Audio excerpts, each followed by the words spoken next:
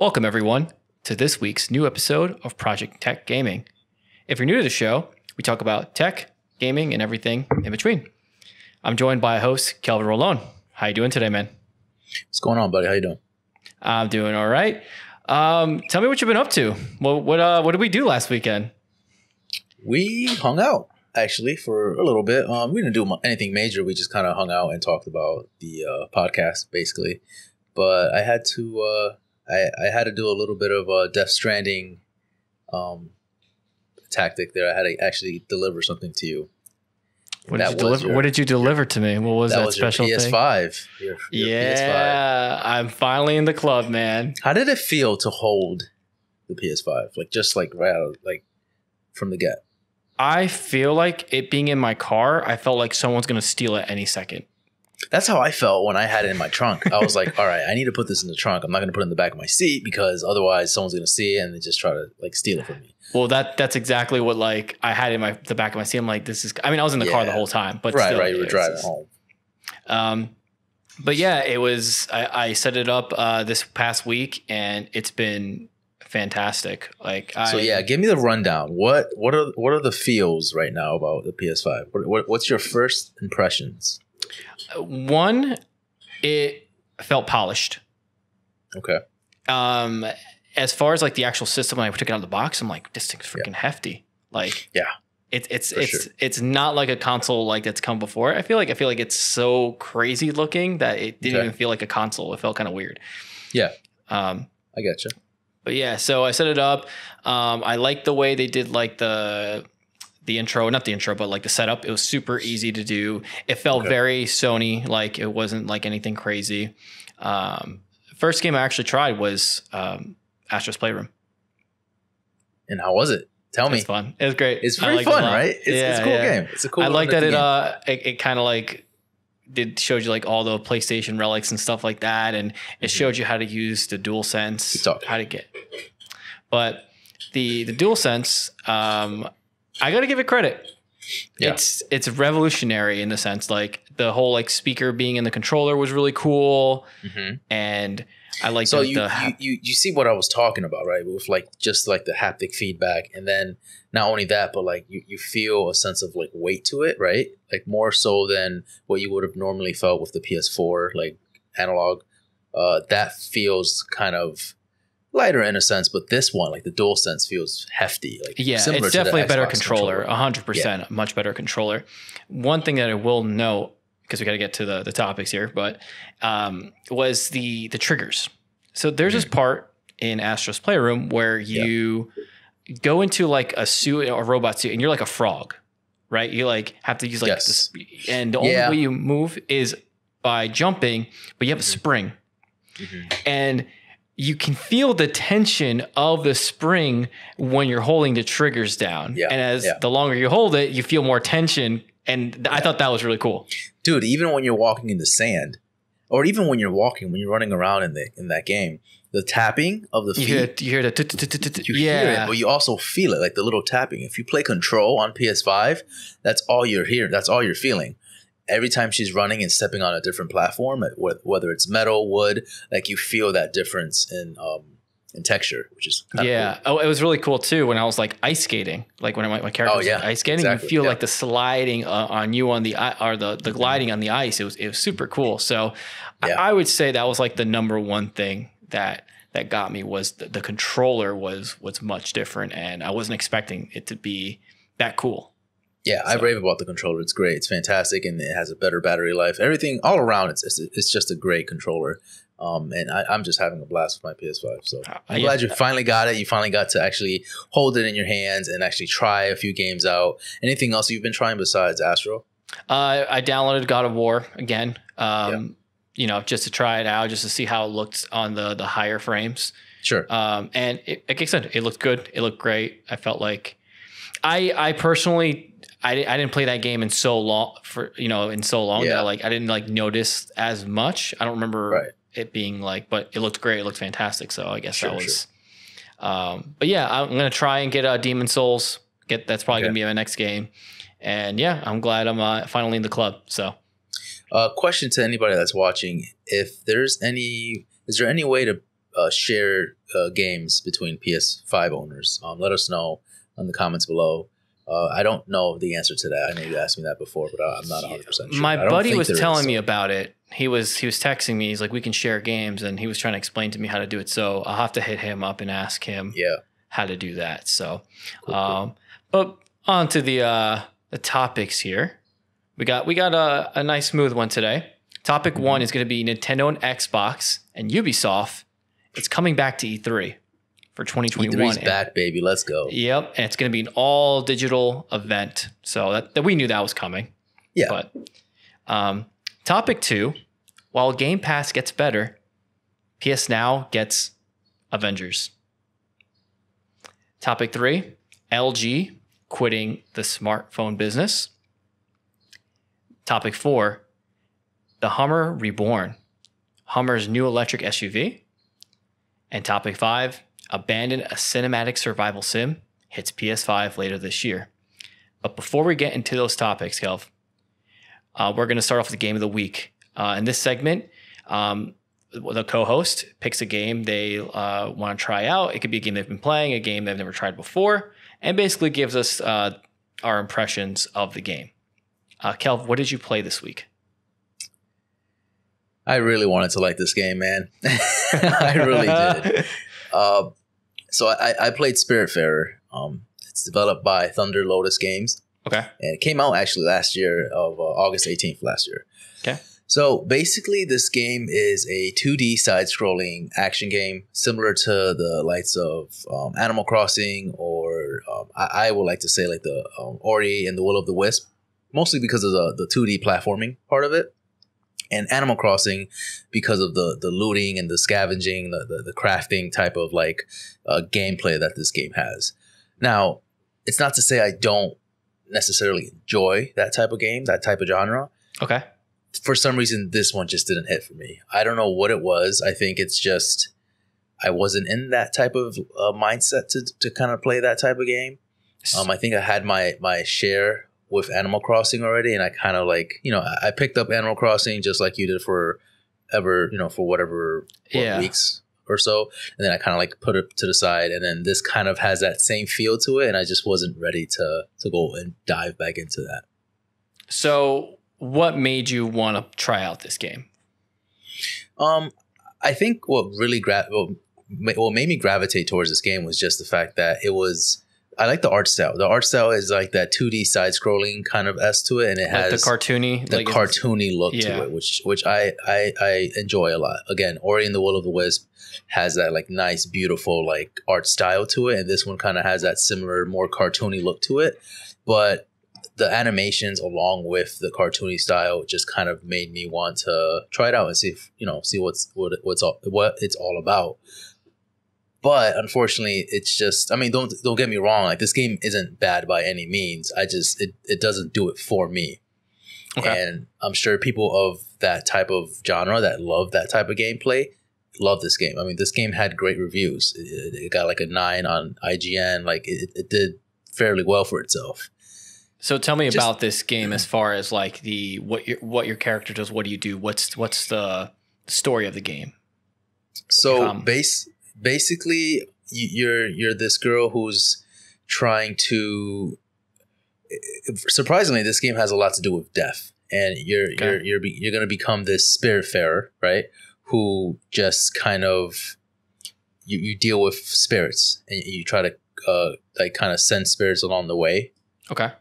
But I didn't get too far into the game. I mean, I only played like half hour, 45 minutes of it, and I think. In my sense, that's kind of like my fault because I didn't really give too much of a chance in this game. I feel like if I did dive a little bit deeper into this game, I would definitely get a little bit more out of it and I would kind of have a better impression from it. When I started off, it was just me kind of getting used to the controls and understanding what the game wanted me to do. And for the most part, it was me building and trying to find a lot of material so I can start building things in my boat. So you get a boat in the beginning of the game and essentially I'm sure in the long run, you're going to start building your boat into this kind of, like a town or city, like a town that you would like to build, like you want it to be, right? So you start off by, let's say, building a kitchen, right? and then you start off by building like a room for yourself, and then you kind of go from there. But you need to grab materials. You need to have like the specific things to build these things. It sounds like an interesting game for sure, but again, it's more of like that building sim kind of feel. It's the building sim that I don't think I wanted to dive into right at this point. So honestly, I don't know if I gave it a 100% fair chance. I do want to try and give it another fair chance at some point and kind of put in a little bit more time into it. But as of right now, I'm going to have to probably give it a thumbs down just because I wasn't really gravitated towards a lot of the gameplay.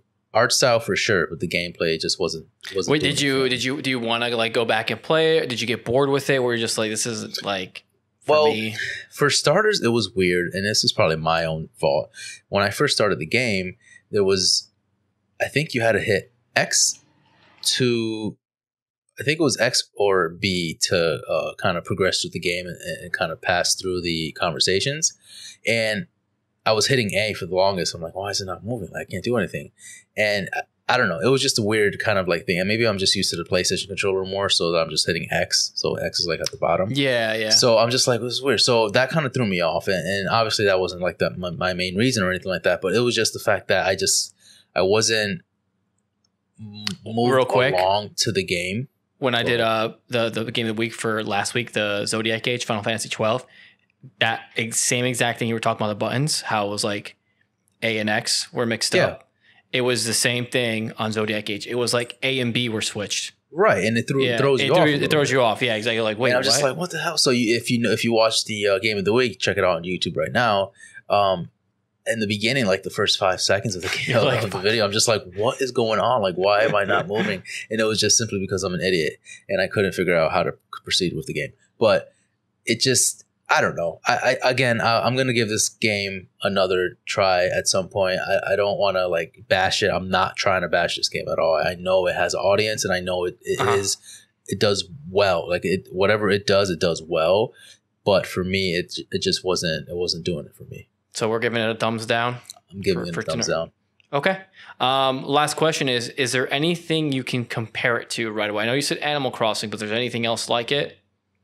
There's a bunch of games that are kind of like that same kind of harvesting type of game. I can't think of I don't play those games often to really know a lot about them.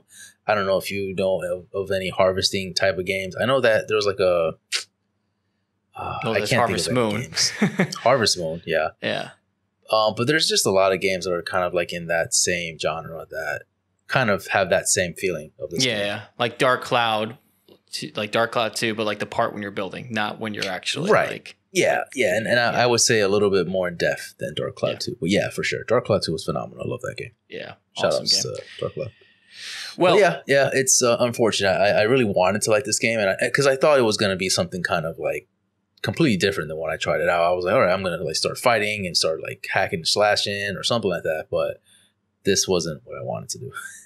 Well, and that's why we do Game of the Week, right? So we can give the listener, our impressions of it, just a quick snapshot, So I'm sure you're glad you played it. You know what I mean? It's just one of those things you can like knock off the list. Like, okay, I tried it and I didn't like it. It wasn't for me. So move on to something else. Real quick, I do want to just kind of get a little bit more insight on the viewers too. If you guys have any feedback for us for like Game of the Week, let us know. We're just kind of trying to figure it out as we go as well. So if we have any suggestions, anything, if you want us to make it longer, kind of give more details about it, then let us know in the comments below, and we'll try to work around that. For sure. But Kelvin, now we're moving on to the topics. Topic 1. I'm excited for this one, man. Let's go. E3 is back. So Nintendo, Xbox, and Ubisoft. This is from GamesIndustry.biz. E3 21 will return this June in digital form and has been backed by Nintendo, Xbox, Capcom, Take-Two, Warner Brothers, and Koch Media. Sony, EA, Activision, Blizzard, Sega, Bandai, Namco, and Square Enix won't be there. So, first off, how we feel about this, Kelv? I have a lot of emotions. E3's back. Let's start there. Like, this is like, we knew it was coming back, but we didn't have a lot of information about it, but now we kind of do, and it's kind of reassuring to see, but also it just kind of feels good. Like, it feels like the world's coming back to normalcy, right? Like, we're kind of going back to that excitement and hype of like, okay, June is coming. We know E3's around the corner. We know we're gonna get a lot of like, you know, announcements and exclusives. As far as the information that we're given here, it's is it weird that Sony, specifically Sony, right? Is it weird that Sony's not going to be in this? Not really. I feel like they've done that before, where they don't show up to E3 and they kind of do their own thing. That's actually one of my points here. It actually says, why does Sony still refuse to go to E3 while Nintendo and Xbox, and Nintendo has done their own thing with do the directs and stuff like that, but they decided to hop on this year. Yeah. So why is it Sony that they're just kind of sticking to their guns with the state of play? You know, I really think that Sony is in a different mindset than everybody else right now. I think that Sony, they are in this caliber right now where like no one can touch me right now. And that's really not the case, right? Like, Sony has that mentality, and they very well have that mentality because they are the best selling console at the moment as far as like, you know, Xbox or Sony.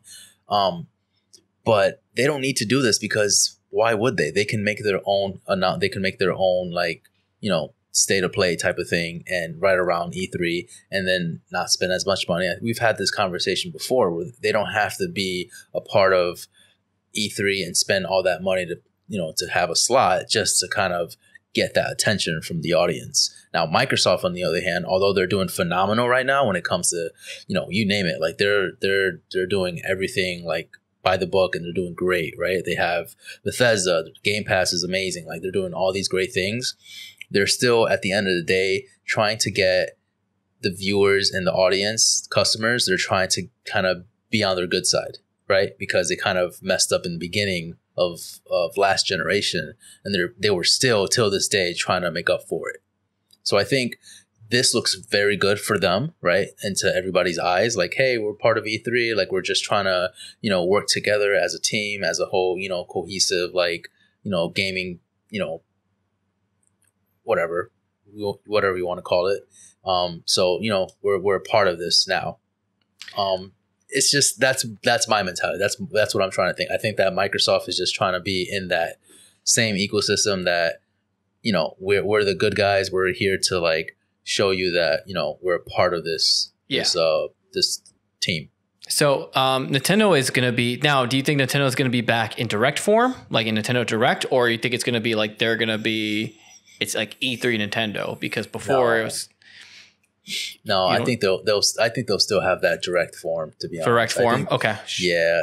Everyone's used to it, and for them to kind of go backwards, I feel like, and then do this whole E3 presentation, I don't think it's them anymore. That used to be them, you know, 5-6 years ago, whatever. Not anymore.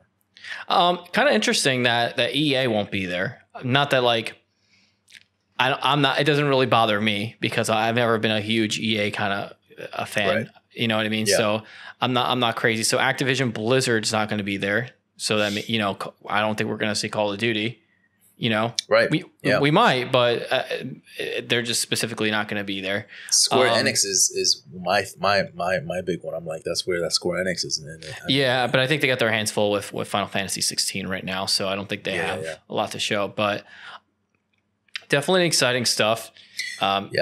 You know, I'm excited for it again.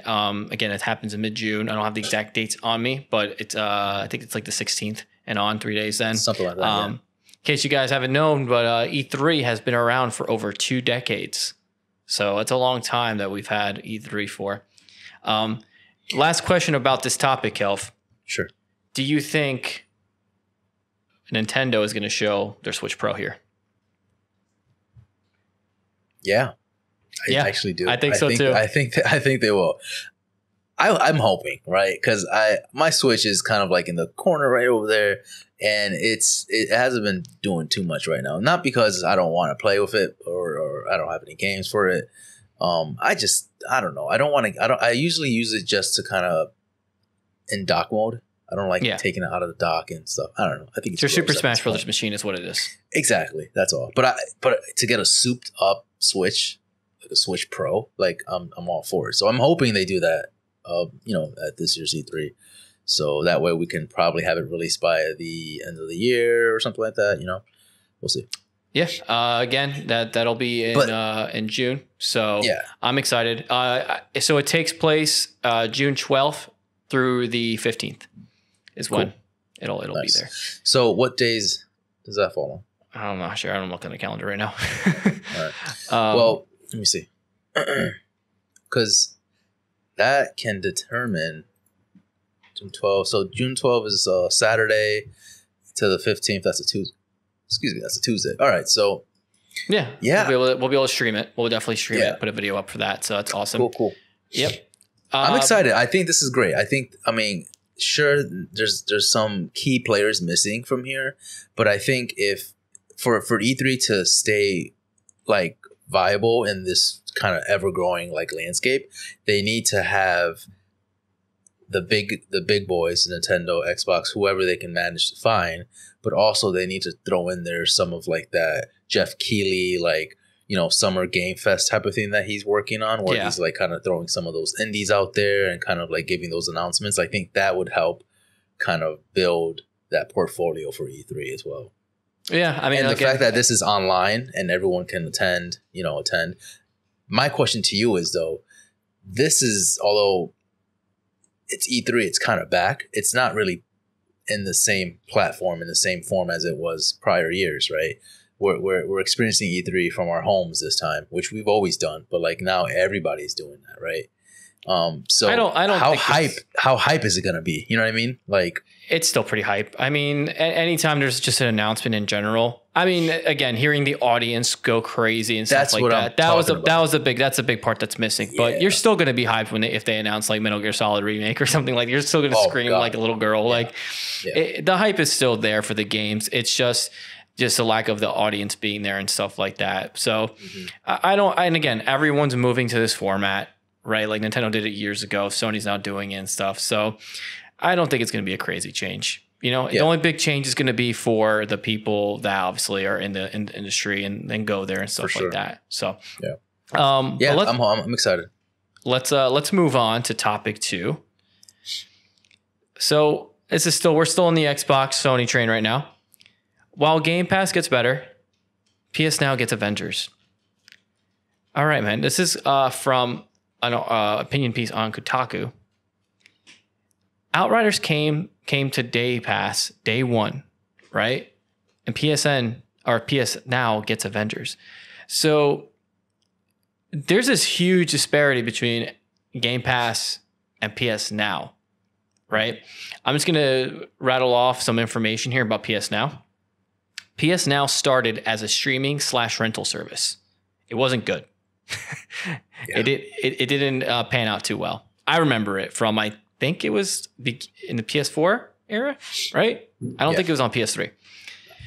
So Game Pass gets titles day one. When it comes, when the games come out, they get it right then and there. How come Sony doesn't do the same?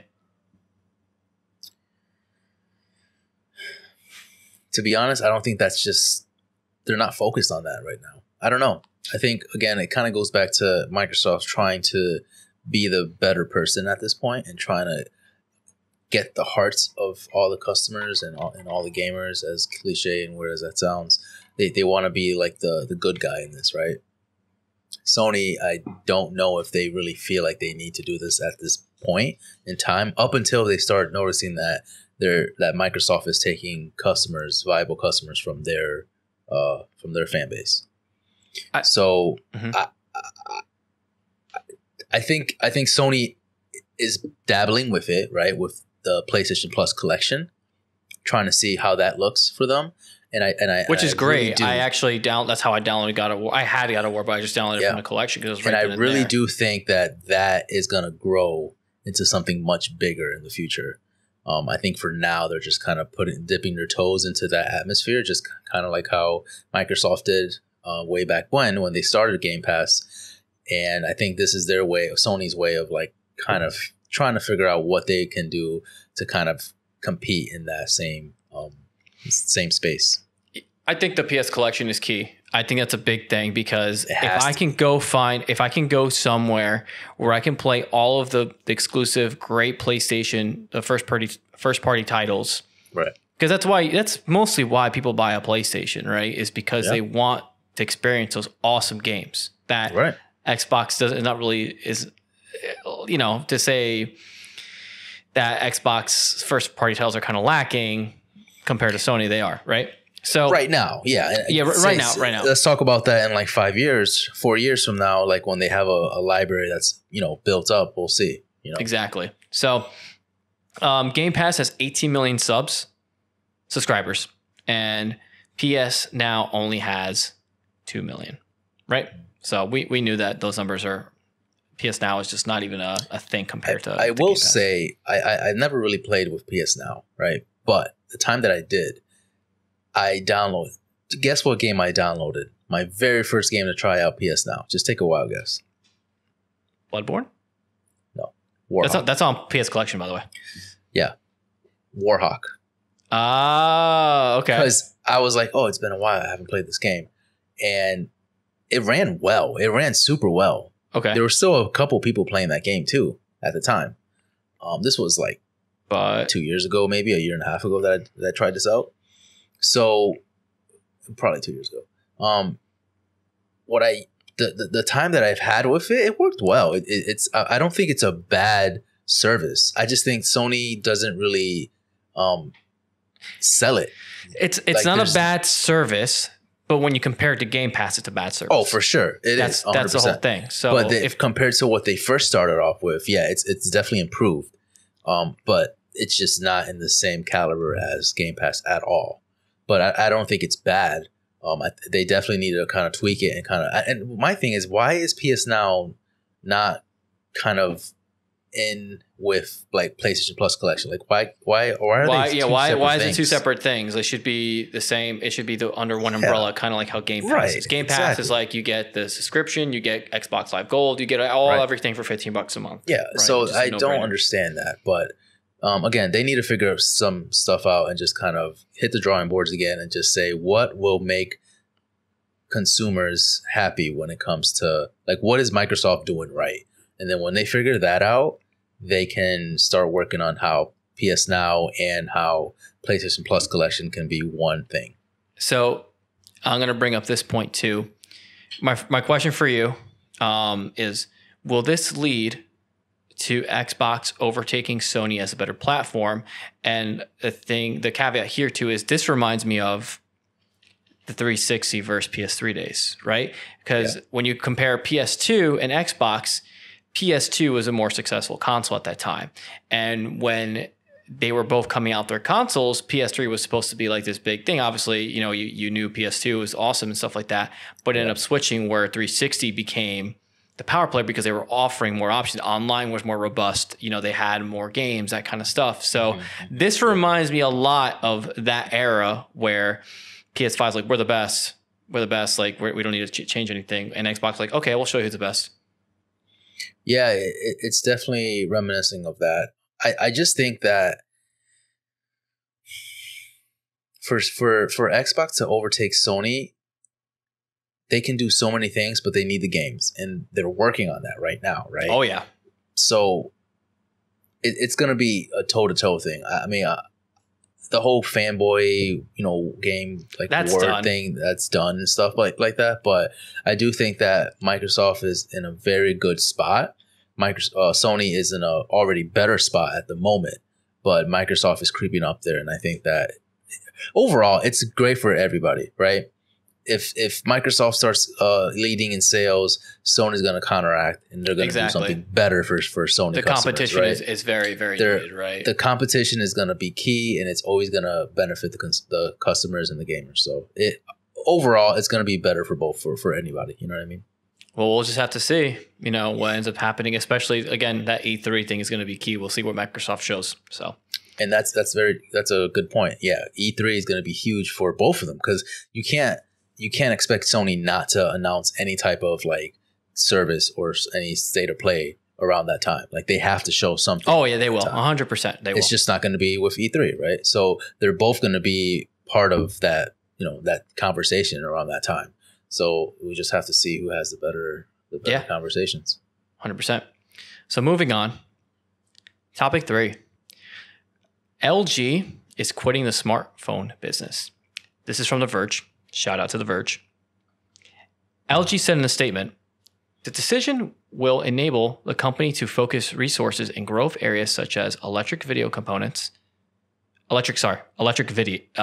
not video, connected devices, smart homes, robotics, AI, and business-to-business solutions. They were once considered a rival to Samsung.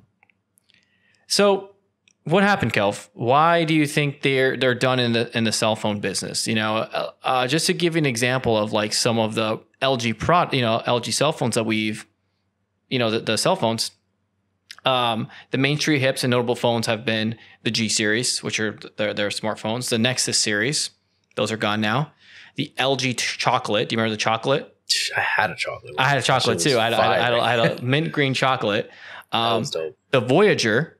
Do you remember the too. Voyager, the touchscreen / like you flip, and the LG Envy? I never had the Envy, but it was basically like a non-touchscreen Voyager. Mm-hmm. It was like the one before it. So I've had most of these phones minus the G series and Nexus. Mm-hmm. What happened there? What is your thoughts on this whole thing that they're now gone as a cell phone manufacturer? It's hard to say because a lot of the competition was probably taken away by Apple, right? With their iPhones. Yeah, it's for sure.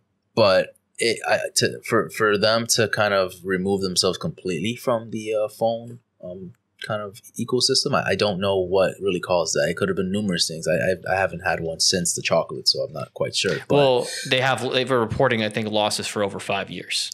Yeah. So, but why, right? Why are they reporting losses? Like, what is causing them to lose sales? So, my guess is probably they just weren't really keeping up with the times and kind of giving you the top of the line bells and whistles that Apple does. For example, like you think of an Apple phone, you have everything at your disposal, right? You have phone, camera, you name it, calculator, video, editor, like everything. I'm not sure if LG kind of was on par with that. And that could have probably led to a lot of people, kind of swaying more towards Apple. Also, I'm not sure their specs, how that kind of went into play as well. Their specs could have been a little bit inferior than Apple's. It could have been a lot of things. So for them to kind of remove themselves completely, that just kind of speaks volume, right? Because I feel like they want to put their kind of eggs somewhere else, and you know what I mean? Like they kind of they're using their resources in a better way because they're like, Correct. What, we're never going to be number one here. It's just no matter how hard we try, we'll never be number one. Yeah. And I think it has something to do with the marketing with their stuff too. Like when Samsung is okay because they were just like, what's the big Samsung phone? I forget. What's like the Galaxy. The Galaxy is like. That was like their iPhone fighter, right? And that was like the phone to get if you don't get an iPhone is the Galaxy, whereas LG never really came out with that like fighter, It's not like, it wasn't like Xbox, PlayStation and Nintendo, right? They're all kind of like all equals, but LG kind of never took that leap with these other two. And they never really stood out. Because I never really heard them in the conversation, really. It was mostly Samsung and Apple for the most part. And I never really kind of had them in the same conversation. So I just don't think they kind of stood out and they kind of made their phone something to kind of be worth talking about. Again, could have been specs, could have been, any type of like bells and whistles that you could have found in other phones. I'm assuming that was what they were lacking. Yeah, and some memories here is the LG Envy and the Voyager and that thing where you had to like flip up the phone. Dude, to type the chocolate the keyboard. was fire because and I honestly till this day you had a chocolate. I didn't know you had a chocolate. Yeah, dude. To this day, I actually prefer like maybe not, but I just enjoyed just having the chocolate because I think I had Verizon at the time. That's when I had it. It was, if I remember correctly, it had like this like oval shape to it, sort of, or not oval. It was like more kind of like elongated. It was square, shape. But you like it was a slider phone. But you slid the phone up, and then you had the keyboard, right? Right? Yeah. That was the Voyager. The chocolate didn't have like a keyboard. It had like the normal. It was like more vertical. We'll put an image on the podcast here, but there was one. There was one where you like. Okay, so what about the one that you flip and then you had the keyboard? You think it's a Sidekick, maybe? No. It's a Voyager then. I know. I had a chocolate for sure. I remember the name clearly, but I probably had two of them. I had two different ones, but definitely for the chocolate, like that. I don't know. For me, I feel like that phone was just like nicely compact with everything it had.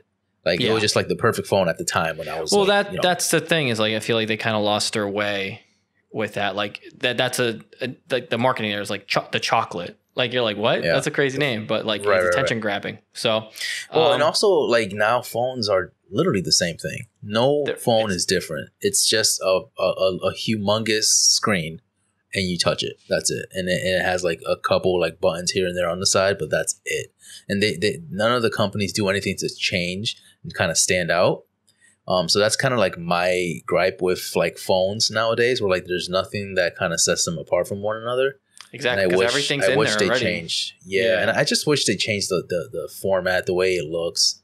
I don't know. There's something about phones that kind of like just change it up a little bit. You know? Yeah, like there were so many different kinds of phones that you could choose back in the day. And they all had different styles. You know, like you wanted a keyboard, you didn't want a keyboard. You wanted a flip phone, you couldn't have a flip phone. You wanted internet access, you wanted like a little stylus. Like you could do, but again, the technology was very, inferior then. And now these things have everything in them, right? Except the fact that there's no physical keyboard. But right. Do you miss the keyboard? Do you want a keyboard? Like if Apple came out with a keyboard-esque phone, like would you consider buying it? I don't know. It'd have to be so like compact and like slim. It would be nice for like texting again and like surfing the web and stuff like that. Like that'd be cool. But I just don't see how they would get like in a form factor. That's the hardest part. Like it's hard to get these things so thin to where like it would make sense because we're used to how thin phones are and stuff. But I just think of like games. Like I feel like I really don't like playing games on my phone because of the touchscreen. I'm not a big fan of playing. But they do have like with xCloud and stuff is going to change that because now you can buy like little docks and like there's people playing Gears of War on their phone. So like, that's I think sick. But the button layout is like all on top of you. So it's like kind of Yeah, we'll see. I mean, maybe I'll buy like I think it's one called like the Razer Kishi or something like that, where like you literally put the controller like on your phone, like it's like almost like the Switch thing, like it's like a little dock thing. That's cool. So we'll have to check that out. But yeah, rest in peace, LG phones. Good memories, honestly, and we'll see more good things from LG to come. So yep. Topic number 4, Hummer is reborn. Hummer has unveiled their new electric SUV. This is also from The Verge. GM retired the brand in 2010. It made its famous inclusion in rap videos and shows like The Sopranos and Entourage. Have you ever watched Entourage? Such a good show. You should watch it. Is it? Yeah. Once the recession hit, though, and gas prices went up, Hummer sales dropped. That was it. Yeah. Right? Again, the original Hummer was this huge behemoth thing. It got the G1 Hummer got 4 miles to the gallon.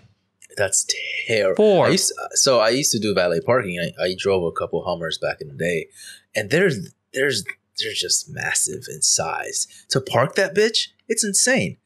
Like parking in a regular parking spot was just a pain in the ass. You need one of like those air flight people like with the like pretty much. It was just a pain in the ass. Now inside, it was kind of basic as well too. Like there wasn't. Oh much I mean it's GM. It was all General Motors, so it was going to be great. But they're changing the game now. This is the SUV version of its pickup truck. At $110,000, you get 300 miles of range and 830 horsepower. So we went from 4 miles to the gallon, this thing. Now this thing has 300 miles, which is insane. Yep. The less expensive model starts at $80,000. It releases in early 2024. It's less horsepower and about 250-mile range. Reservations for this thing to get this thing are already full. You can't get it anymore, right? Yep. This is a really cool thing. I don't know what you would use this for, but it's a really cool feature. It has a mode called Crab Walk. I can tell you right now. I already know. Yeah. So I actually already knew about this way before, like late last year. Okay. Me and my buddy at work were watching a video of this exact thing because they announced the the new SUV, and Hummer was part of it. If I can find the video, I'll post it on the podcast as well in the video format. And so crab walk mode, I can think of probably one major way to use it. So if you're in street parking, right, and you are having difficulties kind of like getting out of your parking, like there's someone in front of you, someone behind you, and you really can't get out of there, just side screw out of there, just kind of sidewalk out of there, and you're good. Yeah. So basically, the crab walk mode allows the wheels to move diagonally and drive very low speeds, which that's pretty awesome. Like, I don't know if you'd use it that often, but like, especially like that, I'm sure it's going to be pretty big, right? So that just makes parking a little easy, Yeah, it's impressive. It's an impressive truck, SUV. I don't know. I mean, from what it looks like, people are already, people buying it already. Yeah, but you can't buy one right now. You can't actually. Who is it trying to compete with? I mean, at this point, it's is this fully gas? What? Is this just fully gassed? It's not electric at all? No, it's a complete electric vehicle. It is. Okay. Yeah. It's 100% electric. So, I think this is kind of like the new thing here, right? It's just like this is the next step into all electric vehicles. Like we discussed BMW before, how they're doing the new i4 that's coming out, right? I think it's called the i4. Now GM Hummer is bringing this back. They revived a brand that's been dead for 21 years. Right. And it's like from where it was before to how it is now, I think it's going to do, I think it's going to do well. I feel like a lot of people kind of miss the Hummer in a sense. Like I know that it had a bad rep when it came to like, gas mileage and all that stuff. But at the end of the day, I've always felt like people kind of appreciated it for some reason. I never really cared about it. For it to come back, I'm sure people are excited for this. And it's not going to be something you like make fun of. You know what I mean? Like it's a completely practical vehicle now. If you see how it looks pretty dope. What do you think of the price though? So here's my thing about the electric vehicles all coming out. Is they're super they're more like the more recent ones, they're getting super expensive. The only one I could think of off the top of my head that's like a normal car is the Tesla Model 3. Yes. That's like the only, and that's still kind of expensive. It is. For a car. It needs to get to a point where cars need to be the same price. Electric cars need to be the same price as cars we're buying today, normal cars we're buying today. Yeah, I mean, it's something that we spoke about a couple episodes ago where there needs to be enough demand for it. When you get that demand, you'll get an influx of people purchasing it, and then the value of it kind of slowly starts going down a little bit more. I mean, it could go up for sure, but as far as like if there's more people buying it, then they can help reduce the price to a more normalcy kind of like price range for everybody. Yeah. And best believe that, when the right electric car comes out, we're going to be adopting those things. Like I'm all for electric cars. I can't wait. Like just tech all in that car, on your car. That's going to be so cool. Yeah. I'm a little skeptical when it comes to like charging your car, like long road trips and stuff like that. So I don't know, but I think it's going to get good. I think it's going to get good enough to where you're not going to have to worry about it. Yeah, I hope so. One more thing too about this is I read something where you can actually use this car to charge other cars. That's dope. Like say you're stranded and like you don't have any charge, any juice. Some homeboy in the summer be like, "You need a charge? I gotcha," and you just hook up. Fucking crab walks to the side. Yeah, crab walk to the side. Yeah. Definitely cool car for sure. But enough about the Hummer. We're gonna move on to our last topic. Our last topic is a new game called Abandon. It's a cinematic survival sim. Hits PS5 later this year. This is from PlayStation Blog. Abandon is a cinematic first-person survival shooter set in a detailed environment and favors a realistic approach. The story is about a man named Jason who wakes up in the middle of the forest and has no memory of how he got there. Usually how horror games start, right? I was going to say, like, all right, that's unoriginal, but okay. Yeah, exactly. So it's going to run at 4K, 60 frames per second, and will heavily use the PlayStation 5's DualSense controller features. What did you think of the teaser that was shown? I have not seen it. Oh, well, I'll tell you about it. So I did watch, I did see like, pictures and images of it. It looks okay. It looks graphically, it looks fine. From what I've heard, it doesn't do anything major that kind of like separates itself from any other horror game, right? Yeah, it looked like from what I saw from the trailer, it's pretty cool. You're just like you're in the woods.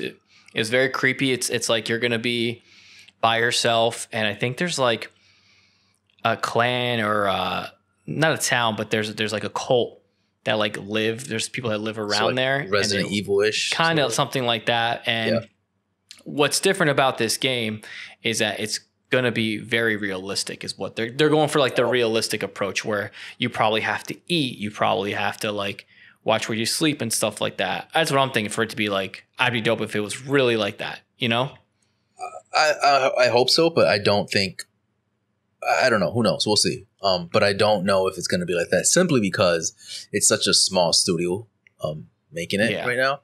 Blue Box Studios is the developers right now.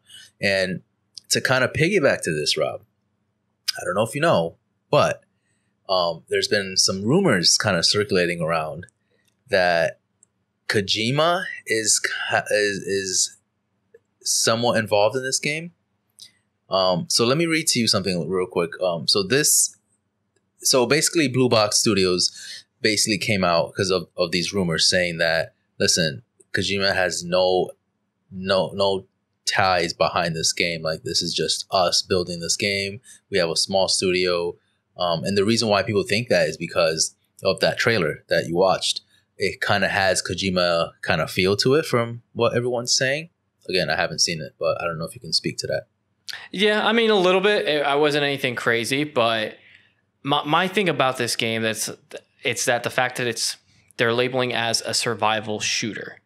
Mm-hmm. That kind of takes the scariness away from me of it being a shooter. As soon as you put shooter in it, I'm like, okay, well, I'm gonna have bullets and I'm gonna shoot things. I'm gonna be able to kill stuff. I'm gonna have a rocket launcher, whatever. Like, it's just gonna get to the point where you're not really scared because you have ammunition. That's what I was hoping for. I was hoping for like, oh, you're in an abandoned forest and you can't, like, you're fucked. Like, you don't have anything. You got to like start fires and stuff. Like, And I was really hoping when I actually first watched the teaser trailer, I thought this was a VR game, and I was like, if this is a VR game, that's gonna be sick. I won't play it because I'm a fucking baby when it comes to playing scary games. But for sure. Yeah, I was like that, but then they said they're going to really use a DualSense and stuff like that. I was like, okay, I'll hold my breath until I actually see it, but it made me a little less excited about it. Yeah, I mean, we'll see. I think the fact that the way it was announced kind of tells you a lot, I feel like. It wasn't like a big thing. It was just kind of on a PlayStation blog and then just kind of saying, hey, this is a game that's coming out for PS5. So that to me speaks that it's probably a great game, and from what it looks like, it's probably pretty cool. It has great ideas, but I'm not sure how much Blue Box is gonna put into this, or Sony's gonna put into this as well. So to go back to that little heavily rumored stuff, they did issue out a statement basically because a lot of people were kind of saying like, oh, Kojima's involved into this, and they kind of like flat out just said no, he's not. And they kind of messed up their vibe. Because they were saying how they kind of missed the opportunity there where they're like, oh, this is a game that they've been working hard on. And now all of a sudden it's been kind of overshadowed with all the Kojima talk. Yeah. So they kind of felt some type of way about that. So I'm just going to read the statement here. So we received several emails regarding the Hideo Kojima rumor. We have no association with Hideo Kojima, nor do we claim to have any association, nor was it our intentions to claim such a statement. We are a small group of developers working on a passionate title we wanted to work on for a long time. Now, to piggyback off of this, I don't know if you've heard any rumors regarding Kojima and Microsoft. So now there's been some rumors circulating that Microsoft and Kojima are in talks of publishing a game together. Ooh. So this is from Games Radar here, a little quote here. According to a report from Venture Beat, the Death Stranding and Metal Gear Solid developer is in talks with Microsoft about publishing his next game, according to a source familiar with the matter. The report also suggests that the potential deal has been in the works for several weeks already, stating that the Xbox chief Phil Spencer deliberately features a statue of the Kojima Productions company mascot in the background of a recent stream as a hint towards a partnership. So that's huge for Microsoft, if true, right? If they're over here grabbing Kojima and making a whole game with Kojima to kind of help their Japanese audience, right, in Japan, that's going to be huge. Silent Hill coming out for Xbox. Yo, exclusively or timed exclusive? That's basically what we're getting at here, is that there's going to be some type of scary game that Kojima's working on. What's the first thing that we think of is Silent Hill, right? Yep. So it's a lot of like pieces to try and match to each other. Like he said, she said, report said. So I'm going to hold my breath on it. Yeah. Again, this is all rumors, but this is getting it's getting a lot of traction. But that, again, that does overshadow the abandoned thing, right? That does. Exactly. So they kind of felt like shit. They're like, all right, well, we're finally announcing this game, and then all this Kojima stuff is going out, so it kind of like ruins their whole announcement, which I feel bad for. But we'll see. Hopefully, this game turns out well. And but back to Kojima, what do you think a Kojima game looks like? Like for Microsoft, like how would that even translate for Microsoft? I mean, it'd be just like in a Kojima style, like how he always. But like, what would you see from a Kojima game? Like, because Kojima likes to kind of throw in a lot of like Sony stuff, right? Like he likes to throw in their old CD players, like in his games. I mean, like he's heavily involved with Sony, so for him to go into Microsoft territory, that would mean one, they paid him very well, and two, he must have some crazy next idea for Microsoft. You know what I mean? Like I feel like it would be a different game than what he's normally put out already.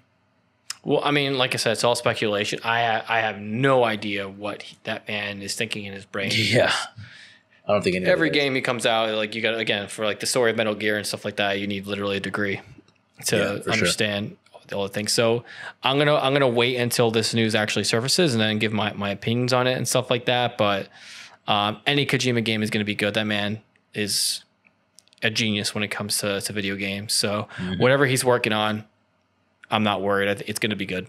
So for sure. Well, Kelv, that wraps up today's episode of Project Tech Gaming. We publish this episode every Friday at 12 p.m. Game of the Week is published every Wednesday at 12 p.m. If you enjoyed this podcast, follow us on YouTube, subscribe to us. We're also on social media, Instagram, Twitter. Like our videos, please. Hey, like our videos and stuff like that. And definitely comment below as to what you guys want to hear, what if you have any insight on what we should do next and all that fun jazz. So as always, Kelv, awesome conversation, and I'll see you next week. See you, man. Take care. All right, bye.